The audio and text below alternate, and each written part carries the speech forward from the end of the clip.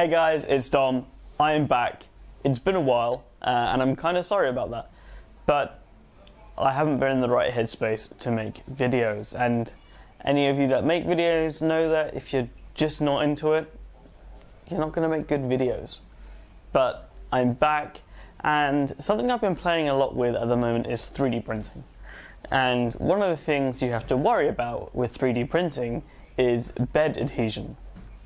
Now, if you've got a fancy printer that has a removable build plate like the new Prusa i3 Mark III, or you get like the Buildtac magnetic flex plate stuff, or maybe you've got something like a CR10 with a big sheet of glass, all of those are pretty awesome, but they can also be a bit expensive. So one of the things that most people end up doing is using this. This is just standard masking tape, or in the States you use blue painter's tape. That stuff's kind of harder to get over here, but this is dirt cheap. Now, masking tape or blue painter's tape is actually a pretty good bed adhesive surface. It's really cheap, it's really easy to lay down because it's somewhat thick, it doesn't crinkle up, and the adhesion on the build surface itself, which on my printers are aluminium, the masking tape sticks pretty well to the bare aluminium, and when I need to, the parts come off simply. But there are a few downsides to masking tape, and anyone that has ever worked with masking tape knows one of the best things, but also the worst things about masking tape, how easy it is to tear. So when you have hot molten plastic laying down onto this stuff and then you pick it up, you will rip your bed. And that is the most annoying thing in the world. You've just perfectly laid down all these strips of tape. You've made sure the edges are just together and they're all really flat. That is a really nice feeling. And then you pick up your print and it's like Sod's Law dictates it's over the line. So it's never like fully on one sheet. You pick it up and it rips up a chunk, and because it's on that line, it rips up a chunk in two strips. And it's so annoying. The other annoying thing about masking tape is, on its own, not a lot of stuff sticks to it. You have to add an adhesion helper, for lack of a better word. You can use Pritt stick or PVA glue stick. You can use, well, I mean, you could probably use watered down PVA glue. I've not tried that, but I don't see why not. You can use hairspray. You can use 3D lac, 3D ease, all of these types of surfaces. Now, I tend to stick with this. Now, this is Pritt stick. Pritt stick is a brand of PVA glue stick. It's washable like this. You twist it up, twist it down. It's a glue stick.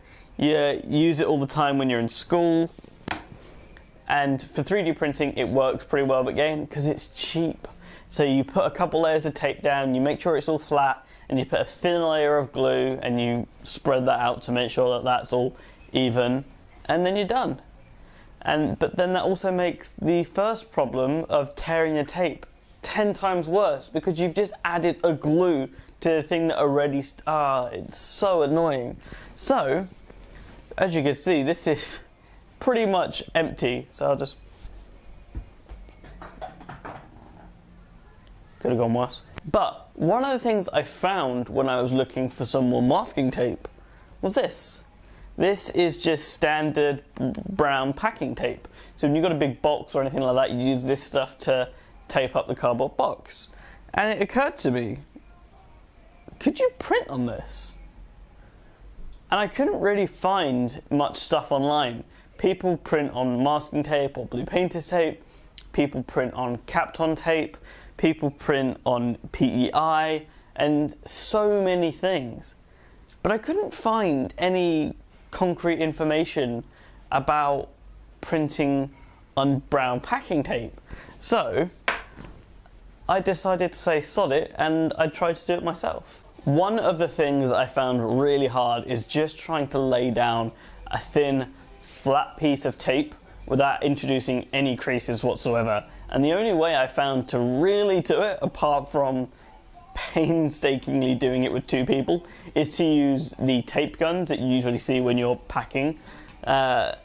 So those are pretty cheap, though they don't add much, again, especially when you're using materials that are so cheap, such as brown packing tape. The other issue I found with brown packing tape is it's smooth, which in some ways is great, which I'll get to afterwards, but that means things really don't want to stick to it. But just use this. I found this works better than anything, though I found out that it has to be the expensive stuff. Any cheap, like 10 for a pound type glue sticks never worked. They always seem to act more like an oil or a release agent rather than a glue. So what I would do is I'd lay down the tape, I'd heat up the bed as high as it could go, then I'd use a squeegee to squeeze out all the layers and make sure it's fully stuck down. I'd put on a thin sheet of glue and I'd use the same squeegee to put it on the entire bed, and then I'd let it cool down a tiny bit, and then I'd start printing. And I have to admit, this is the closest I've gotten to the effect you get with printing on glass without printing on glass. The finish you get on this with a properly leveled bed is kind of amazing. For tape, it's tape. Masking tape is not completely flat, so it has this texture which is imparted onto the print itself. This, on the other hand, is smooth. If you've got this perfectly smooth surface with your perfect first layer, which is great extrusion width, right temperature, level from the bed, if all that is done properly, on this brown tape, you can get a ridiculous surface finish.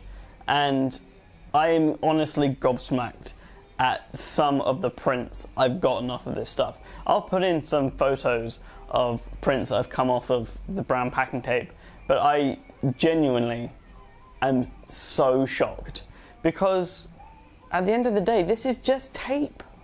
It's just tape. And that's the strange thing to me. Now, some of the other downsides, I guess, is it's harder to cut than masking tape, so you do need a sharper knife for it. And I wouldn't if you've got a heated bed, I wouldn't recommend trying to peel it off without using heat. It's not as bad as masking tape is, but you're kind of in for a bad time. But what I've started doing is, once I've peeled it all off, I use isopropyl alcohol on some paper towels to clear down the bed completely, and then I'm ready for the next application or next print. And that's it, really. I just wanted to put out a video of this, which sounds so stupid, but this is probably one of my favorite bed surfaces. It's easily up there with this, which is something I didn't think I'd say. This is just as cheap as this is, and if you've already got the glue to stick it down with, I'd probably end up using this, just because once you've got that first layer right, you get an amazing surface finish. And if you don't want to sand and you don't want to clean everything up, getting that, or even if you do, having that really close to perfect first layer really helps.